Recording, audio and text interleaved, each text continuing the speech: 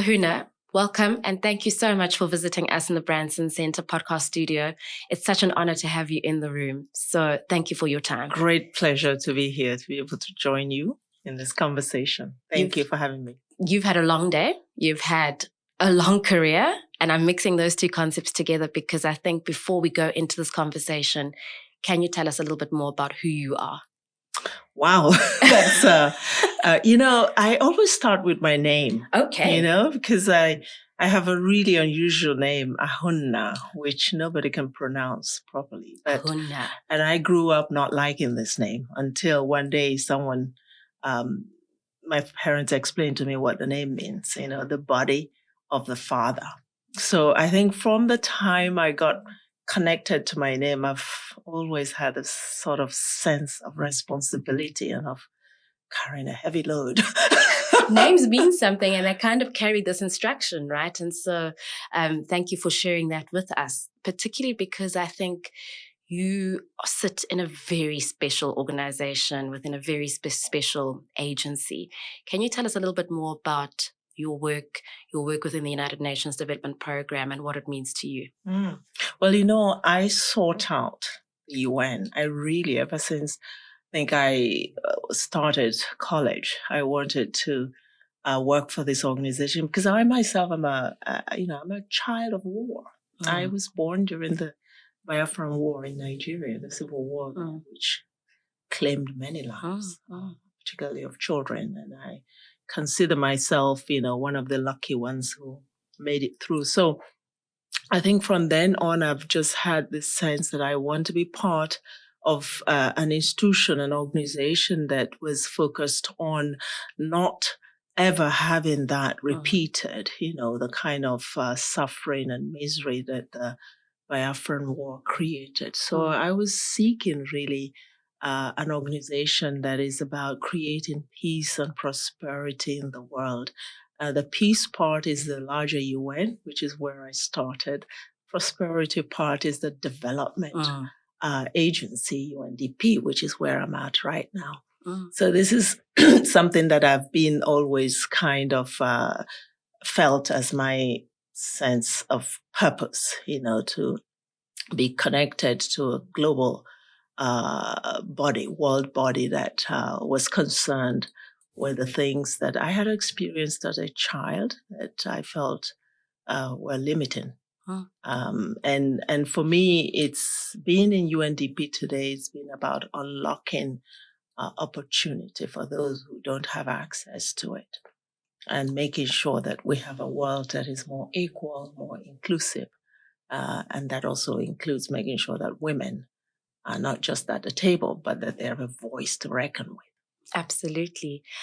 I'd be remiss not to remind myself and remind our audience that when Sir Richard Branson started his first enterprise, which was a student magazine called Student, I believe, one of the main issues that he highlighted in that student magazine was the Biafran War. And it's something that really speaks to even our roots as part of the Virgin family, which is about how do we make sure that we build an inclusive economy that enables, thriving people and sustains a healthy planet. And so it is no mistake that as the Branson Centre, we love being a partner to the UNDP, specifically to the Accelerator Labs here in South Africa. Fantastic. And so hearing you explain and describe even your connection to why you sought the United Nations out and what it means for you today is then telling me that we're meant to be at this conversation, at this table today. Absolutely. I didn't even know that. So it's really a great connection. Yeah. And so my understanding, and I stand to be corrected, is that the UNDP, as the arm of the United Nations that is really focused on prosperity, is also the custodian of the Sustainable Development Goals. And so SDG every now and again becomes that thing that we start throwing around in different plans and in different projects. But I'm not sure if we're always very clear on what we mean when we're talking about the Sustainable Development Goals. Are you able to give me a crash course for dummies on what we mean when we say Sustainable Development Goals and how that ties into your work today in 2023 and specifically in terms of your passion around enabling women in Africa? Before the Sustainable Development Goals, we had the Millennium Development Goals, and some of you will remember I didn't want to age myself, but I do remember the MDGs. Right. And we thought the MDGs were really important because it looked at, the minimum level of, growth and development that one needed to establish in our world. But they didn't go far enough. It was a good beginning. And it was about reducing poverty and all of that. The SDGs, on the other hand, are highly ambitious. And they are also universal. The MDGs focused on countries that were considered poor countries, right? The SDGs are universal. It's all countries because we're talking about people, planet, and prosperity. So it isn't just about people. It's also about how in securing the future for the next generation, we're not destroying the environment. We are nurturing and protecting the environment for that generation. But it's also about prosperity, and prosperity meaning not limited to a few, because we have prosperity in the world, but it's like the top 1%, right? And how do we make prosperity shared?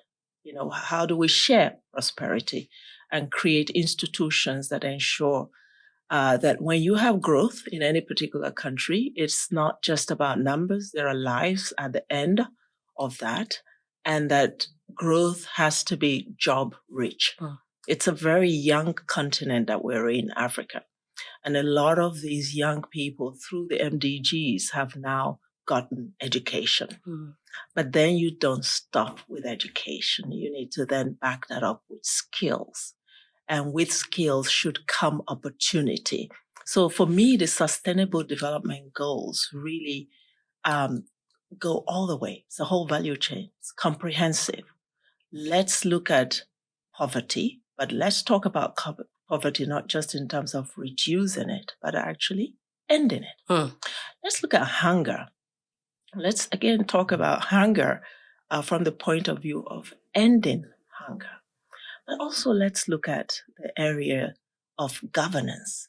The SDGs didn't have. So SDG 16 talks about justice systems, institutions of governance.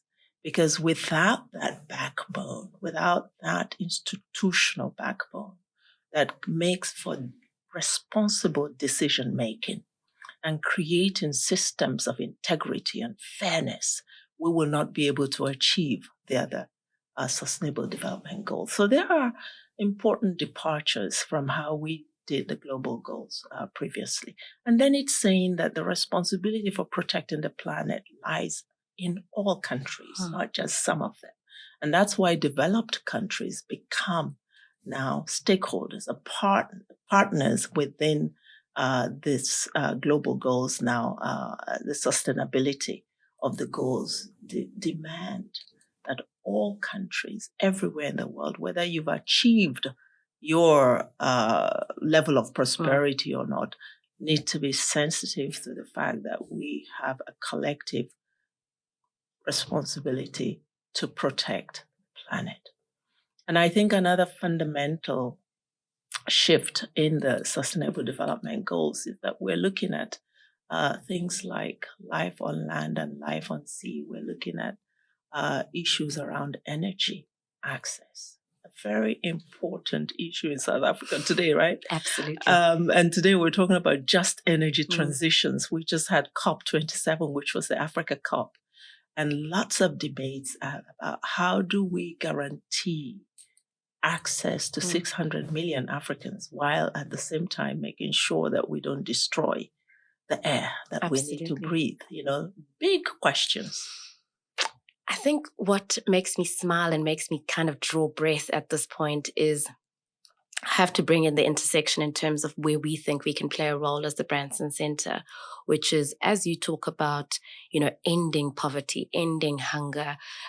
We also in those moments start thinking about the opportunities that lie in the idea of once people are enabled, once you have ended hunger, once you've given people access to skills and, just energy transitions, there is huge opportunity for prosperity, because now suddenly we're living in a different world, a different economy. And that's kind of the viewpoint that we take as the Branson Centre when we approach working with founders who are building sustainable ventures that solve for global challenges. And so my question to you from my lens is, what role do you see entrepreneur-led innovation playing in meeting some of the targets that have been set out by the Sustainable Development Goals? Interesting question. This is so pertinent for Africa, because this is a continent that has suffered for the longest time from negative perceptions, from an admiration of misery and challenges. This is an area where PhDs have been written about, Africa's hopelessness and helplessness. It's all about the negative. And I think when we start to get into this zone of innovation, of entrepreneurship, you start to see a different story.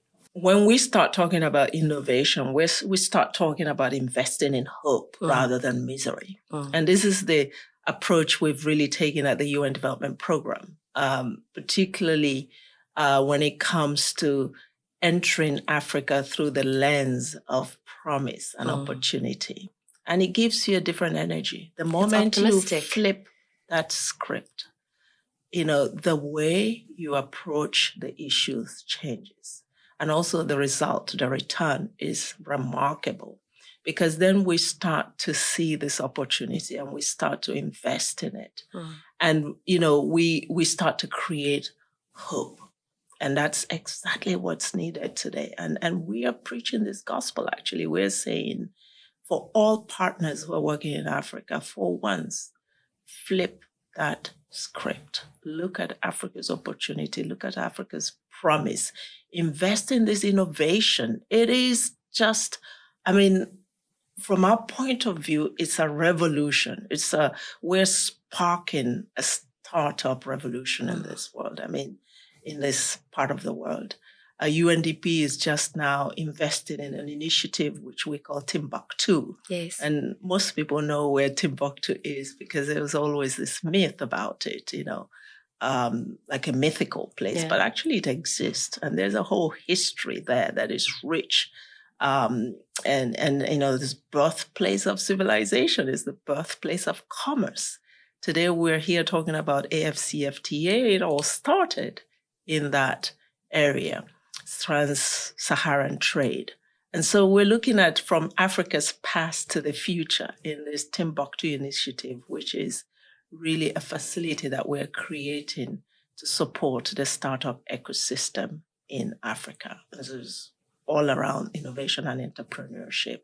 Why? Because we see this as the place where we can start to equalize societies, really investing in the opportunity that others, some especially young people who have been historically marginalized, will now have that opportunity to apply themselves. The talent on the continent is just gone through the roof. But it's not going to, on its own, create industry and prosperity. We need a deliberate investment in it. And so if you are doing the same, I think this is where all the connections need to happen. Yeah. It's really important that we recognize the import of this kind of investment that doesn't bypass talent, but actually invest in talent, but also make that talent mobile. Yeah, I think it speaks to the idea of a network of partnerships, right? So effectively, you look at the United Nations Development Program is actually also a convener, and you're able to gather all of us as partners into the room and either paint a picture for us or even craft a framework in which we can measure and describe what success looks like in the next years or the next 10 years. And so we talk about this decade of action. I'm curious to find out where you see the place of young people and women in particular, now that we're in this decade of action, and what that looks like here in Africa. Wow. If you think the number of people that are young on the continent, you just know that we don't have a choice but to look at the space, this demographic, differently. Traditionally in Africa, there is a sense that if you're young, you still have so much to learn and people don't take you seriously. And this is something that needs to change. And I think the advent of technology, especially digital technology, is starting to create a shift, help us to create that mindset shift about really the role of young people in transforming Africa's future. Because we're seeing how savvy they are in this space. And this is the future. This is the future of development, is what we can do with the new technologies to accelerate getting there. You talked about the SDGs at the beginning. The SDGs are in free fall today because of the polycrisis that we are facing, whether it's climate conflict or COVID. That's really set back human development. For the first time since the Human Development Report was established by UNDP, we're seeing a kind of a regression. And that's important because it means we need to catch up. And for us to be able to catch up, we need to have the kind of tools and approaches that accelerate development. That's why we have the acceleration labs, which you work with. We have now this in almost all African countries where we are, but also globally. And it recognizes the importance of a development agency like ours really tapping into the development intelligence, the homegrown solutions that are there, harnessing the minds of the young people, of the women, and taking that seriously and then elevating it to the global level, but also attracting finance and capacity to those spaces, because that's what's missing. The ideas are there. They're homegrown. People experience these challenges on a daily basis, and it leads them to innovate.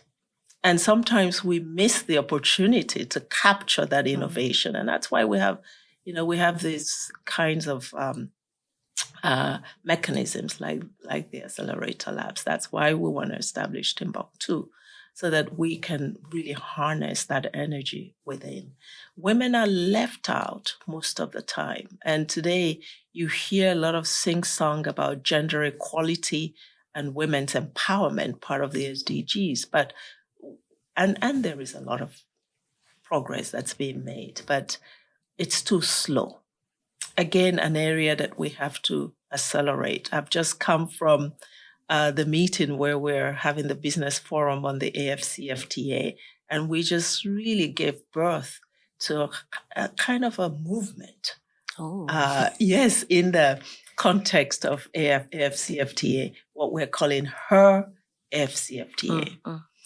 So imagine if we all insist on the fact that trade in Africa has a female face, that we have a feminist agenda for trade, whether it's cross-border or, within borders, and liberate women from the millions of obstacles and fences that they have to scale in order to do simple activities of trading their goods. And that we establish a platform that will supercharge the readiness, export readiness of women in trade. Imagine what difference that will make, not just to the SDGs, whether it's ending hunger, ending poverty, or protecting the planet, or generating jobs that would create prosperity. That will make a huge difference. So it's really important that people start to see women not as passive recipients of some charitable act, but as a powerful force of change, and that need to be not just at the table, but with decision-making presence. If that wasn't a call for action, then I don't know what is. And so thank you so much for bringing this very, very urgent, profound, exciting, and optimistic conversation to the table. I think for me, when I wrap up, and I think even further, is where there is this alignment, and why I think we're in this conversation is, whilst you talk about a force for change, we talk about business being a force for good. And so walking this journey together with the UNDP, with the Accelerator Labs, is a part of our work to make sure that entrepreneur-led innovation can accelerate us meeting the targets and making sure that we live in a world that, as today we imagine, will be nothing but the best, and it will be African-led. Absolutely. I think, you are right there. And I don't have to convince you, because I think you're doing it already, even through the conversations that you have on this platform, because we need to tell the story. Yes. Right. And we need to hear that story. And I think, for me, I end with this concept of Africa's agency being reinforced through the work that we do, because sometimes we do development in ways that diminish the agency of people, the continent, and of women. And so what we're learning in the UN Development Program now is how we invest in such a way that we reinforce that agency, because at the end of the day, that ownership is what's going to really help us accelerate. And as you say, respecting the contribution that young people are making. Because when you look at all the entrepreneurs of the day, they're all solving development problems. It's incredible, really, to watch. Because they experience these problems, their instinct is to come up with solutions to the challenges they're facing in their lives. So we have in them incredible partners for change and for transformation. Thank you so much. And I am so excited about being a partner for change with you. And so thank you for your time, Ahunna. Thank you so much.